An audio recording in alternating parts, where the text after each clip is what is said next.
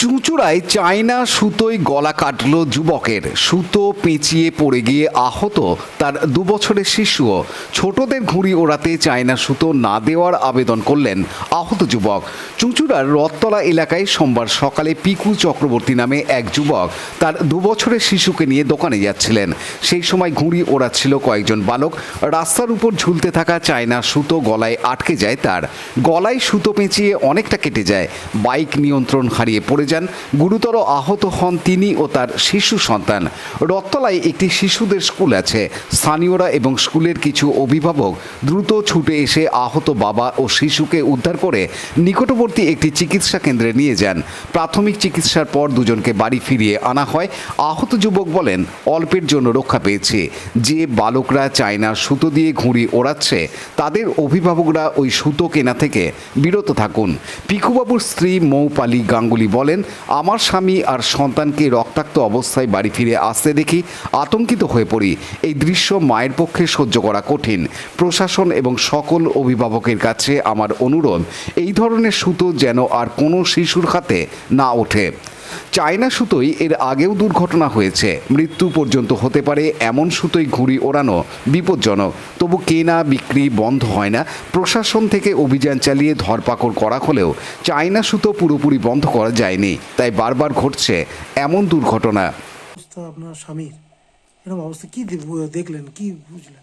আজকে সকালবেলাতে যখন ছেলেকে নিয়ে ও যাচ্ছিল তো আমি তখন এখানেই ছিলাম। আমিও কাজে বেরোবো বলে তাড়াহুড়ো করছি।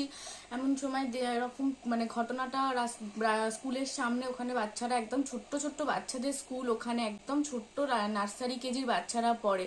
ওর গলা দিয়ে তো পুরো এখান থেকে এই অবধি চায়না সুতো দিয়ে পুরো বসে গেঁথে একদম রক্তাক্ত অবস্থা। আর বাচ্চার তো বাঁদিকের এই কপাল থেকে চোখ থেকে পুরো এইভাবে ফুলে নীল হয়ে কালশিটে পড়ে। বাচ্চাকে তো আর আমি সামনে আনতে পারছি না, কারণ সে এই অবস্থায় এখন ঘুমাচ্ছে। তার শরীর যথেষ্ট সেরকম নয়। হাতে লেগেছে, তার কাঁধেও লেগেছে, মাথা থেকে চোখ থেকে বিভৎস বিচ্ছিরি অবস্থা। আমি তো প্রথমে ছেলেকে দেখে কেঁদে ওকে কোলে নিয়েছি। ছেলের কান্না থামানো যায় না, এত কাঁদছে। তার উপরে ওর এই অবস্থা, ও সেই যন্ত্রণাতে ছটফট করছে। সে কি করবে, কোনো রকমে প্রাইমারি দোকান থেকে ফার্স্ট এড করা হয়েছে। শুধু একটাই কথা বলা, আজকে কোনো রকমে প্রাণে বেঁচে গেছে। এর থেকে বড় কিছু হতে পারতো। আজকে সুতোটা ওর গলা দিয়ে গেছে। আমার 2 বছরের বাচ্চার চামড়া, কচি চামড়া, আজকে যদি তার গলা দিয়ে যেত, আমার আজকে কি হতো, কি সর্বনাশ হতো আমি সত্যি জানি না। শুধু একটাই কথা বলার, যে প্রশাসনের কাছে হাত জোর করে অনুরোধ, যেন কঠোর একটা পদক্ষেপ নেওয়া হয়, যাতে কোনো দোকানে এই চায়না সুতো বিক্রি না করা হয়। কোনোভাবে যেন মার্কেটে এই চায়না সুতোর প্রচলন একদম না থাকে, এবং মা বাবারা যাতে কোনোভাবে বাচ্চাদের হাতে এই চায়না সুতো তুলে দেওয়ার মতন ক্ষমতা না রাখতে পারে। সেটা যেন প্রশাসন অবশ্যই প্রশাসনের কাছে আবেদন, যেন সেটা অবশ্যইভাবে কঠোরভাবে যেন নজরবন্দি করে। এবং বাকি আমরা সামাজিকভাবে জানিয়েছি, আমাদের ওয়ার্ড কমিশনারকে জানানো হয়েছে। যতটুকু আমাদের দিক থেকে চেষ্টা করার আমরা বলেছি, এবং তাদের যে বাচ্চারা তাদেরকে সতর্কও করেছি। যারা ওড়াচ্ছিল তাদের মা বাবাকেও বলা হয়েছে সামনাসামনি দাঁড়িয়ে। এর থেকে বেশি তো আর করা যেতে পারে না। তাই এই মাধ্যম দিয়ে সবার কাছে আবেদন, প্রশাসনের কাছে আবেদন, হাত জোর করে যাতে এই মরণ সুতোকে বন্ধ করা হয়। কিছু মনে করছেন যে অভিভাবক বা অভিভাবিকাদেরও কোনো রকম ত্রুটি রয়েছে? অবশ্যই এখানে মা বাবারা ছেলেদের হাতে টাকা পয়সা দিয়ে ছেড়ে দিচ্ছে এইরকম সুতো কেনার জন্য, তাদেরকে কোনো রকম বাধা দিচ্ছে না।